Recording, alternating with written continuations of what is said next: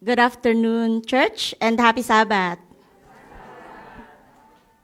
Kumusta po kayo? It is truly a joy to gather in God's presence today.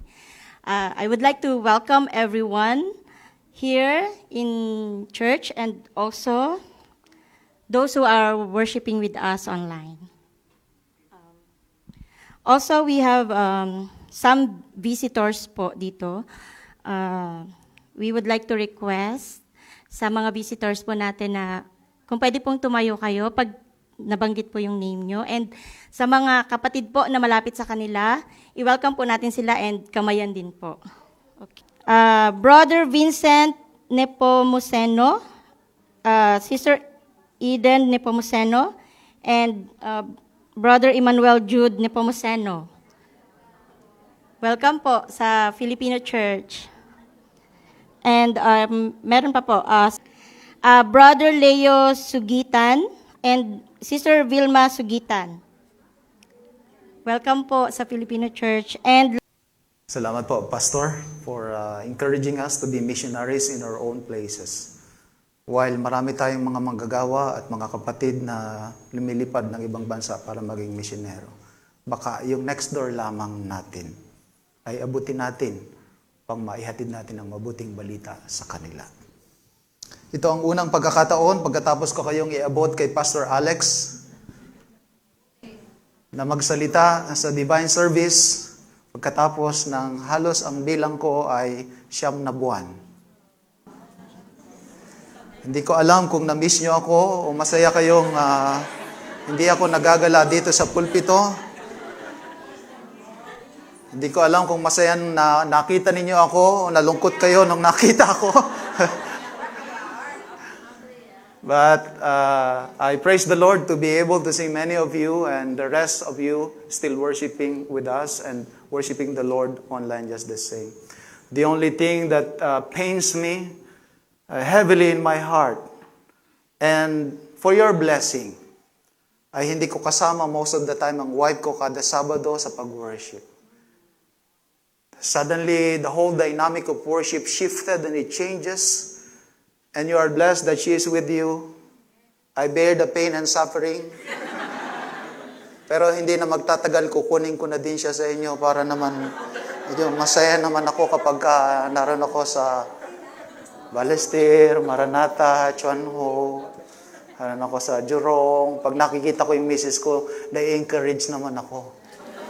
So pagka hindi ko na kayo nakikita, hindi ko pa nakikita yung misis ko, iba yung mga kasama ko doon, parang iba na yung naiba yung I praise the Lord that you still worship the Lord passionately, in spirit and in truth, and that you are still faithful in serving our Lord and Savior Jesus Christ. This afternoon, mga kapatid, ang ating paksa ay, ito yung mga namimiss ko, yung mga hindi gumaganang clicker. Kahit na pinahanda ko na, mimiss ko itong mga, ayo, miss ko din yung mga ganyanan. Huwag matakot. Sabihin niyo sa katabi niya, huwag matakot.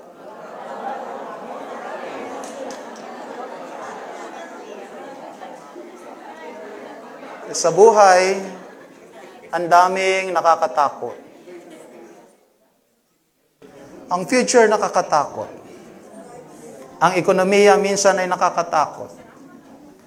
Ang prospect of what is to come kakatakot. Minsan nakakatakot din ang asawa. At ang mga katabi natin minsan ay nakakatakot din. Last month, exactly almost 1 month, madaling araw, ginising ako ng aking misis. At ang sabi niya, masakit ang tiyan ko. At madaling araw, mag-aalas 4, alas 3. And I saw her sweating. Almost fainted sa toilet. Sabi ko, that was the second time already. This happened 2 years ago also. And finally, I saw her nag-collapse. Kakatakot. iba yung pawis, iba yung nararamdaman ko. Hindi naman pwede mag-collapse na din ako. dalawa na kaming magkasama doon.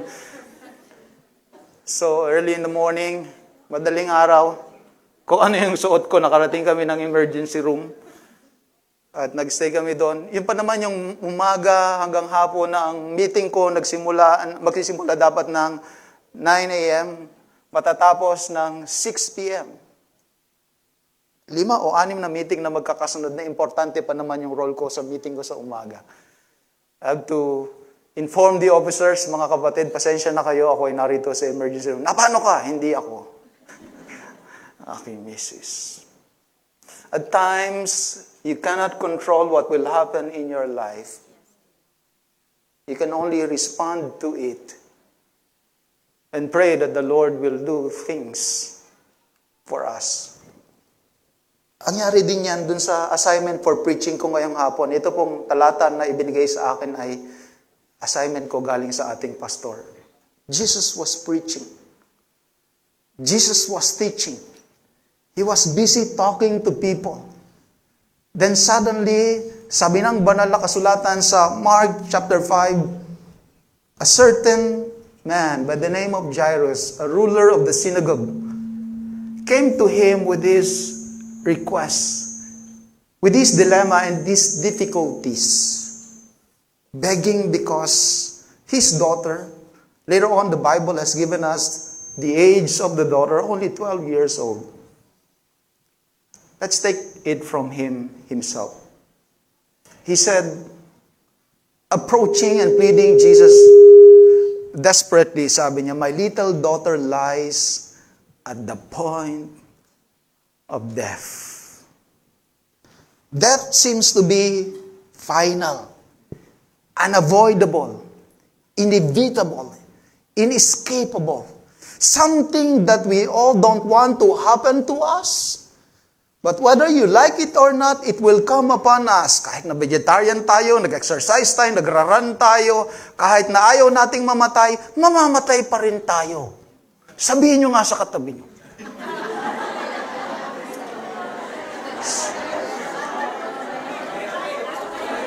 O, tingnan nyo, ayaw nyo namang mamatay. Wala namang may gustong mamatay, di ba? Pero mamamatay ka rin. Hindi porke como ayaw mong mamatay, talagang hindi ka na mamamatay. Meron nga sa TCC, last month, 37 years old, nasa kalagitnaan kami ng meeting naming mga pastor. Biglang naglabasan yung mga kapastor ko doon sa meeting room. Naglabasan, nagme-meeting kami. Yung ating presidente, si Pastor Johnny Can, hey guys, where are you going? Walang sumasagot sa kanya. Lumabas na din kami para, anong nangyayari dito? We suddenly realized, 37 years old, in that morning, suddenly cardiac arrest, matay, at the age of 37 years old. It's difficult whenever we face the uncertainty of death. But added to the dilemma of this guy called Jairus, is that this is unusual. We are supposed to bury our parents, and not the parents burying their children. It added to the pain, and it added to the anguish to see the young ones. Kikita kayo ng mga anak natin na mga may sakit, kayong mga parents, and you wish, sana, Panginoon, when you pray, Panginoon, sana kami na lang. We have gone through life, but they still have years ahead of them, and it pains us to see, ang sabi ni Jairus, at the point of death. What can you do when someone is at the point of death, mga kapatid? He begged the master to accompany him so that he will be able to lay his hands on her, that she may be healed and she will live. Apparently, the faith of this father called Jairus is the touch of our Lord and Savior Jesus Christ. He need to come. Jesus Christ cancels the preaching. He has to postpone the teachings. And he has to abandon the crowd that he was teaching and the crowd who was listening attentively to him. Iniwan niya. Natural, ito, kailangan na samahan niya, mamamatay na daw, di ba? Ang tawag dyan, priority. Unahin mo muna to, mamamatay na. Pero as you see, sa Mark chapter 5, mga kapatid ko, i-describe na merong delay, may delay. Sapagkat while he was walking, kasama niya yung crowd, sumunod sa kanya. Alam mo naman yung mga tao, chismoso, chismosa, ano nangyayari? Sumunod sila kay Jesus. And let us pray for Thailand as well. I think yung kanilang BTS, yung kanilang tren, at saka yung kanilang buses. And sabi ng mga kaibigan sa Bangkok right now, ang daming mga stranded, pauwi sa kanilang mga bahay at pauwi sa kanilang mga probinsya dahilan sa result ng earthquake. You know, kapag ka ang isang tao ay nasa bingit ang buhay, mga kapatid, lahat ng mga tao ay expected na nagmamadali. Tama? Hindi mo pwedeng sabihin, hintayin ko lang main-in ng sinaing ha. Attendan kita dyan. Hindi. When it is a matter of life and death, we drop everything. And listen very carefully because I'll sidetrack myself intentionally on this just to remind you. Pagkalusugan mo na ang nakataya, you will have to drop your work, you will have to drop your appointment, you will have to drop your dinner. Because finally, the things that really matters the most is your health. Ipon kayo ng ipon ng pera. Hindi natutulog. Hindi nagbabakasyon. Hindi nagpapahinga. Para pag may pera na kayo, may pampagamot na kayo. And for what? Para makabili kayo ng bahay na hindi kayo ang nakatira. Makabili kayo ng kotse, ang iba ang nagmamaneho. At pag matanda na kayo, saka kayo magta-travel. Pag nag-travel kayo, hilo na kayo, hindi na kayo makagising. Naroon kayo sa bus, naroon kayo sa magandang lugar, ang ginagawa nyo ay tulog. Laging ang sabi ng mga OFW, bukas, bukas, bukas.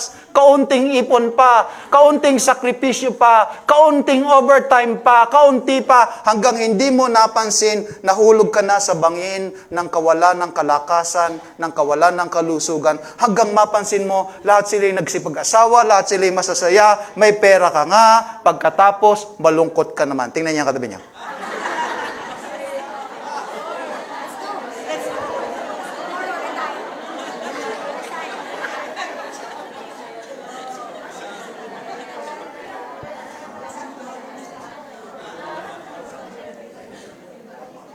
Sometimes when you pray for one thing and that you are in a rush, you are in a hurry for God to answer your petitions and your prayers, sometimes God seems to be having some delays. And why in the world did He fail to understand your situation? Is He unable to perceive that you really need that tuition fee, that you really needed that promotion, that you really need that answered prayer so that you will have a break? That might be the feeling of Jairus. That might be your feeling when you prayed for something from God and Jesus seems to be delaying His answer. He went with Him just the same. But since a great multitude followed Him and thronged upon Him, you notice how the Bible described the situation? The multitude was crowding upon Him. Hindi madaling lumakad kapag ang daming nakaharang sa daraanan mo and it causes delay, mga kapatid. Not only that, the Bible tells us, suddenly the focus shifted from this guy Jairus and his dying daughter while Jesus Christ was walking together with the crowd. Ang dami niyang kasama, nahirapan na makalakad na ganyan, mga kapatid. Parang yung mga rallying nangyayari ngayon doon sa Pilipinas na hindi ko na po papansinin. Meron daw isang babae. Ang plano niya, aambusin niya si Jesus. Hiya naman siyang magsabi. Kasi hindi natin alam kung bakit siya nahihiya. Pero ang sabi ng ilang mga commentators, mga kapatid, baka naisip niya yung, kasi sa kanila, pagka may sakit ka, kasalanan mo.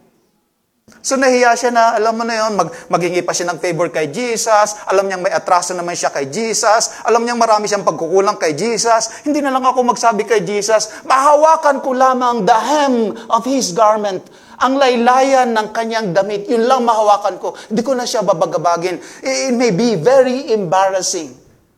Or maybe I am not worthy to even approach Jesus Christ, just the hem of His garment, for whatever reason she may be struggling with. And he did that, mga kapatid. Sabi ng Bible, she has gone through many physicians. And for 18 years, she was bleeding. Another situation whereby she has no way of treating herself. She has spent all her monies para ipagpagamot. Pumunta na siya sa mga albularyo, sa mga magagaling na mga doktor. Dumayo pa siya sa kabilang probinsya. Napapunta na siya sa kung saan-saan, pero no one is able to heal her. And so, when she heard about Jesus, he came behind him in the crowd and touched his garment as planned. She positioned herself to a place where she knew Jesus Christ might be passing, and as soon as Jesus Christ passes her, she extended her arm and touches his garment. For she said, if only I may touch his clothes, I shall be made well. What a faith, what a faith. What a faith. She did exactly like that, and the Bible reported immediately the fountain of her blood was dried up, and she felt in her body that she was healed of the affliction. Instantly. Now listen carefully, those of you who are reading the Bible. The woman was described as bleeding for 18 years. In contrast with instantly. That's the contrast. A long and many years of suffering. But instantly upon her touching of the hem of the garment of our Lord and Savior Jesus Christ, she was healed. She felt it. She knew it. That she was healed of the affliction. You remember, mga kapatid, nandito pa rin si Jairus, right? Hihintayin na samahan siya para makapunta sa bahay niya, maipag-pray over ang kanyang anak, at pagkatapos gumaling. Right? Nandun si Jairus. Biglang nagsabi si Jesus na ganyan, sino mong may po sa akin? Sino nagipo? Sino nagipo? You remember the Bible described the situation as the crowd was thronged upon him. He was overwhelmed by the crowd. And one of the disciples immediately retorted, oh, Lord, nandito kami tanan, Lord. Siya. Hindi, sabi niya, may po sa akin. And this, my dear brothers and sisters, will bring us to a very important, special point I should not let you miss.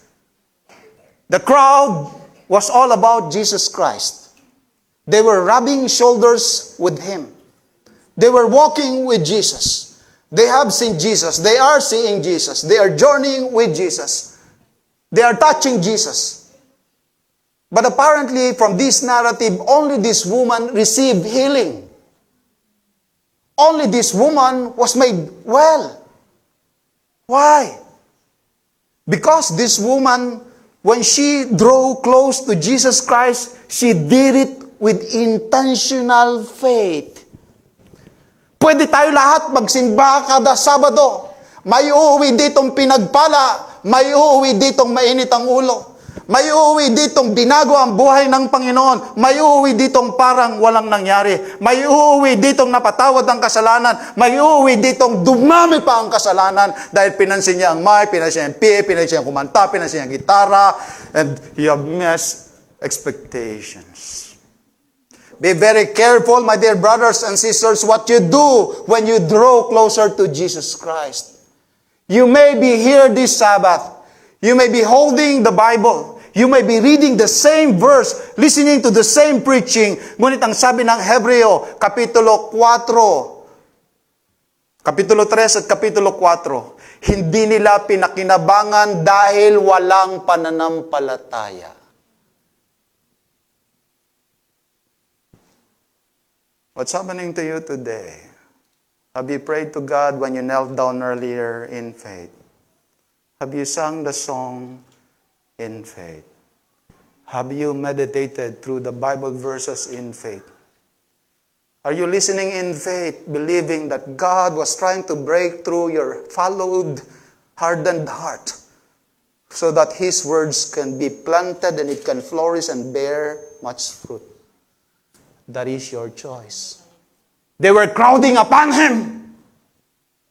They were with Him. But only the one who approaches Him in faith will be changed, will experience the miracle that is readily available in the person of our Lord and Savior Jesus Christ. Amen?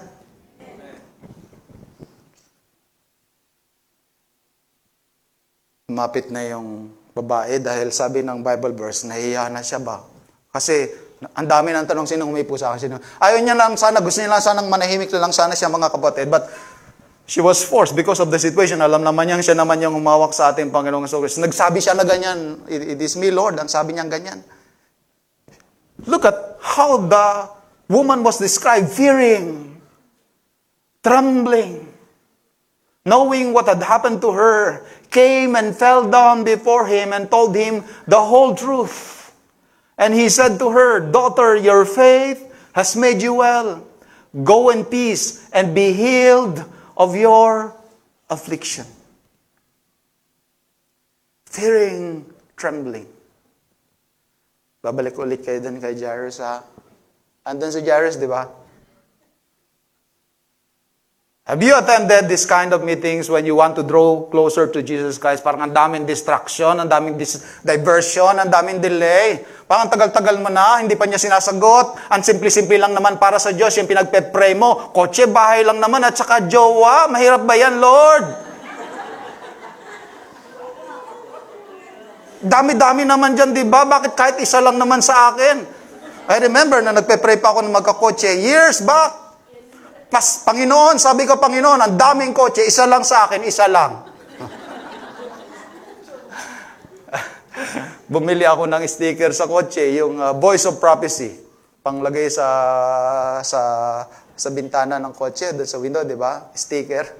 Para po, sabi nung nagpo-promote sa Voice of Prophecy sa Angeles, para po doon sa mga gusto na may pandikit sa kotse, bumili po kayo nitong sticker ng Voice of Prophecy. Bumili ako! Wala pang kotse. Paggabi, nagpray ako, Lord, meron na akong sticker. I claim by faith. Bibigyan mo ako. Dami-dami naman dyan.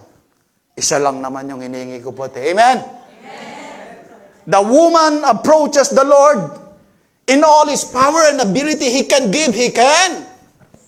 But do you have faith? Do you believe? Bibigay niya, do you believe? Sabihin niyo sa katabi niyo, do you believe? Minsan wala na kasi tayong appetite, wala na tayong desire. Sumuko na tayo sa Diyos. Ay, hindi kaya ng Diyos. Ganito na lang lagi kami. Talagang mahirap lang ang buhay. Mamamatay siguro kami ganito. The woman believed.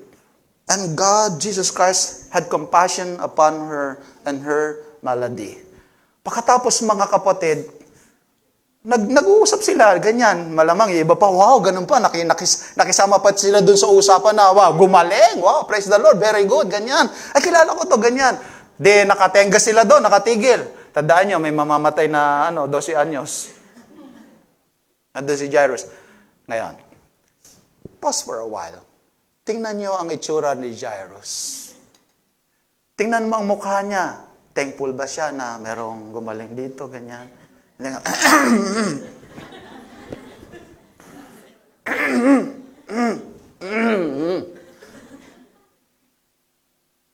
He was human like us.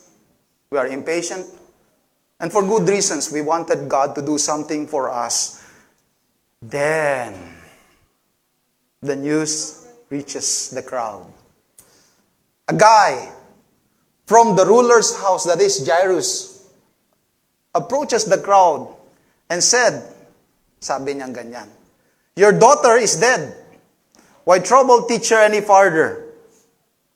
Sabi nung tagapagbalita galing dun sa bahay, nainalisan niya, patay na yung anak mo, huwag mo nang abalahin. Sabi ng mga Tagalog, aanhin pa ang damo kung patay na ang kabayo. Nahuli. Wala na. Parang pelikula sa Pilipinas, tapos na yung gera, saka dumating yung pulis. Wala silang gagawin.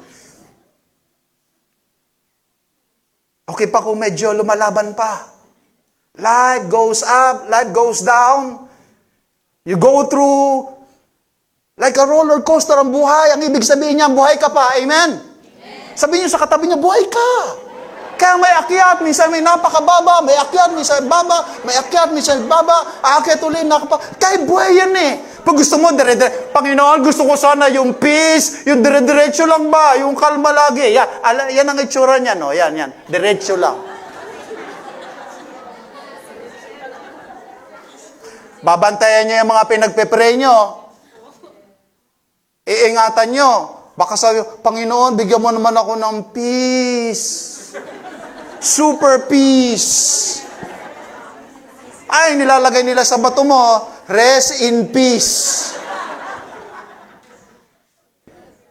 Talagang ganyan, habang buhay may problema. Walang taong buhay na walang problema, amen? Yung mayaman may problema, yung walang pera may problema, yung mga payat may problema, ang matataba may problema, ang magaganda may problema, yung hindi kagandahan may problema din.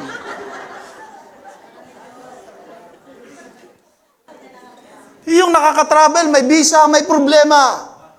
Yung hindi makaalis, may problema. Lahat may problema. Pipili ka lang kung sino ang kasama mo habang namumroblema ka. Amen? Kakantayin, I'd rather have bad times with you than good times with someone else. We would rather have bad times with Jesus. Amen? You go through the down, you go through the up. What matters most is that you have the Lord with you. Dahil kahit wala kang Lord, sabi mo, hindi na ako sisimba, magulo dyan, hindi na, bakit akala mo sa labas hindi magulo? Sure ka? Hindi na ka pupunta sa church, may nag-aaway. Sure ka, paglabas mo, walang nang away doon? Hindi, habang buhay ka. Hanggang hindi ka namamatay, hindi ka mapapayapa ng lubusan.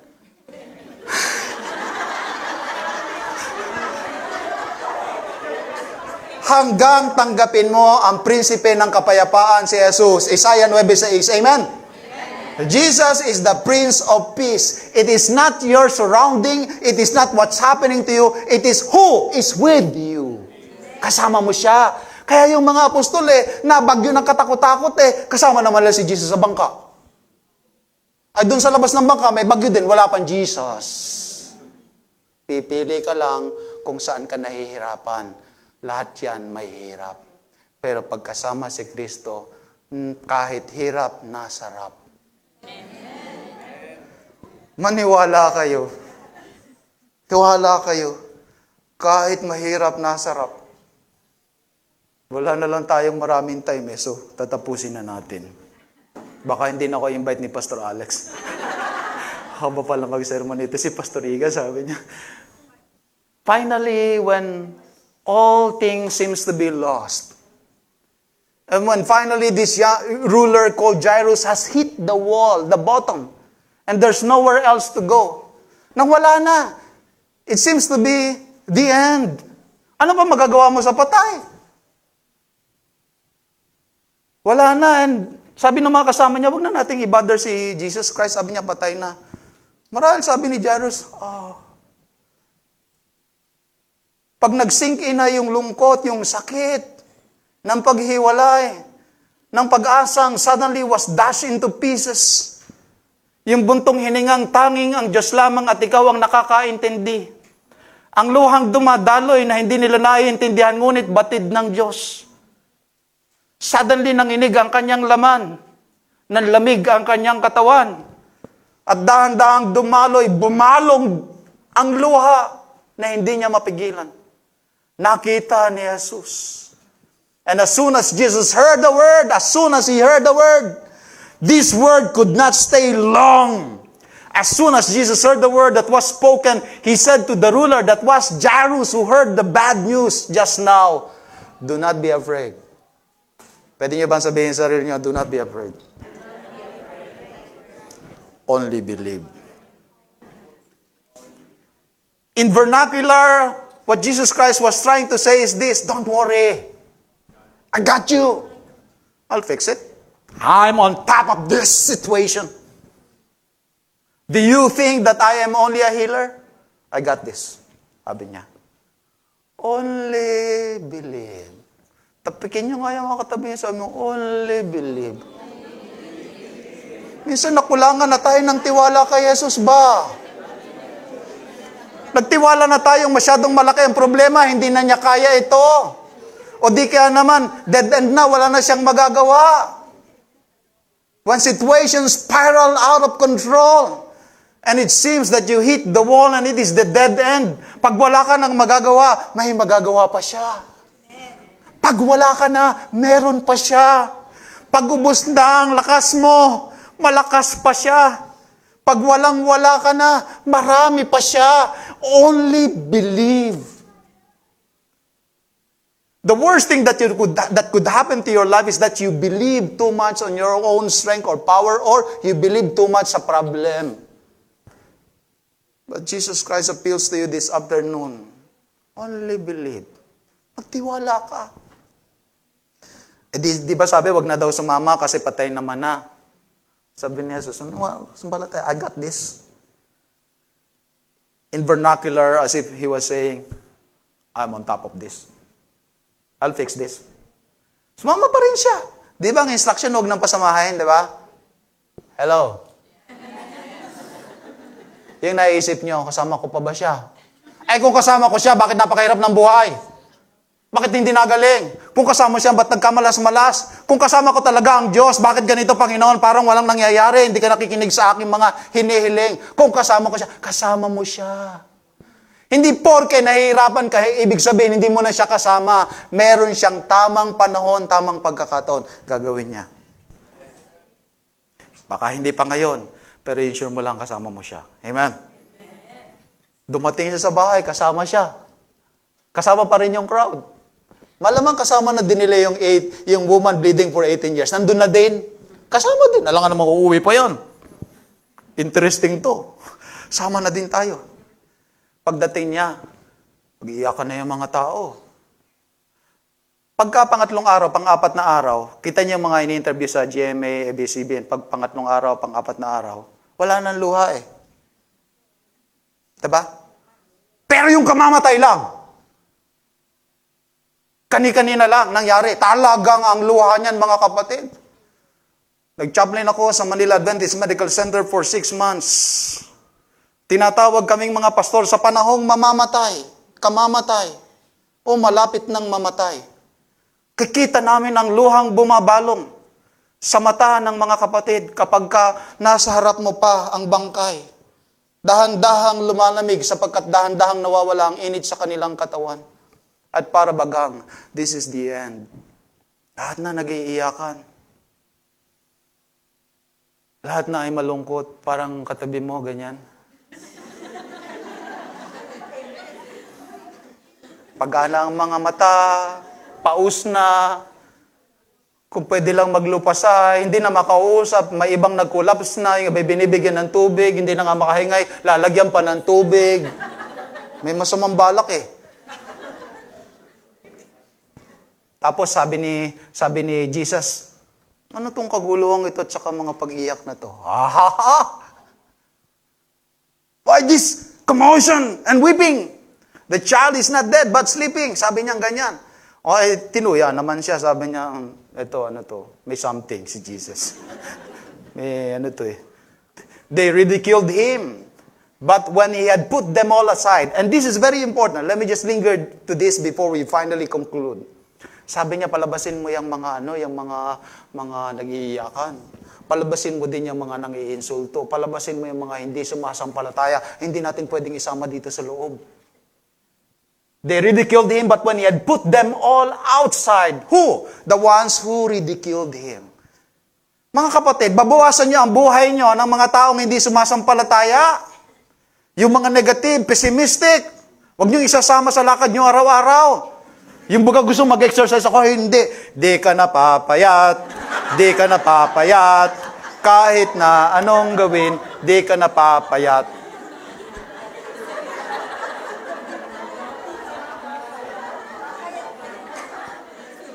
Yung go na go ka na, on na on ka na, biglang magne-negative pa. Mamili kayo ng mga isasama nyo sa buhay nyo. Amen? At kung ang mga kasama nyo naman sa buhay ay puro negatibo, pwede bang kayo na yung positibo? Amen? Huwag kayong, wala ng pag-asa, mahirap na, hindi ka napapayat, kahit na anong gawin, di ka napapayat. Ako maniwala kayo, yung payat-payat na yan. Nung nag-uwian ng Pilipinas, December, ganyan, kami mag-asawa, nakailang-uwi kami ni December, January din. Ay di, ang gagawin ng mga nanay namin, pakakainin lang kami ng pakakainin. At yung misis ko, gustong-gusto ang mga pagkain Pilipino. Di kami mga kapatid, pagbalik namin dito sa Singapore, ako malapit na mag-70 pad, yung misis ko naman malapit na malapit na mag-60. Ang tataba namin. Ay, iba na pagsama na. Wala imposible sa Panginoon. Pero kailangan nyo i-identify sino yung mga kasama mo araw-araw. Natural, nood kayo ng balita na toxic. Araw-araw, toxic din kayo. Natural, puro ka Korean novela, telenovela, iiyak. Hindi mo na problema, pinoproblema mo pa. Natural, pagpasok mo sa trabaho, may problema ka na, wala ka pang ginagawa. Pipiliin nyo, saan nyo in-expose ang sarili ninyo. Sabi yan sa Filipos 4, think about the good things, the inspiring things. Pumunta ka, sumama ka sa mga successful na mga tao, sa mga nag-exercise, sa mga pumapayat, sa mga healthy, sa mga yumayaman. Yun ang sasamahan mo sapagkat makakahawa sa iyo. Kung hindi, mag-decide na din kayo, sa labas lang sila. They cannot be part of my circle. It is your decision to call. Jesus Christ went inside, very simply, very calmly. He was not panicking. He was like, chill, guys. Death meets the giver of life. Death encounters the very source of life. And to the very source of life, even death itself is no much. He took the child by the hand and said to her, Talita kumi, which is translated, little girl. There was no shouting, there was no kicking, there was no panicking. It was only a declaration. I say to you, arise. And immediately, the Bible says, the girl arose and walked. Just to make sure na buhay yan talaga. Hindi lang basta siya bumangon. Naglakad. Buhay na talaga. Sure na. Ganon, inire-report ng Bible to make sure, mga kapatid, arose and walked. And they were overcome with great amazement. As we end, God can deliver us from disaster. God can deliver you from death. Kahit na hindi ka na gumaling sa pagpapa-hospital mo, ang iyong nanay, tatay, lolo, lola. May isang point na kahit anong prayer request mong mabuhay sila, hindi na sila mabubuhay, mamamatay sila sa ospital. May isang point talagang mawawala sila sa ating panig at sa ating piling. But we still have this faith and hope that the author of life is able, because of this instance and example, He can bring them back to life. Amen. Magkikita muli. Magkakayakapan muli. Magkakakwentuhan muli. Magkakakumustahan muli. Never more to part, never more to roam. We will be together eternally with our Lord and Savior Jesus Christ. Have you noticed the word employ? Immediately the girl arose. This is in contrast with the hours and hours of waiting of Jairus. Lakad sila, ang daming crowd, may nag-testimony pa ganyan, nagkumustahan pa doon. Sabi, para kay Jairus, ang tagal na.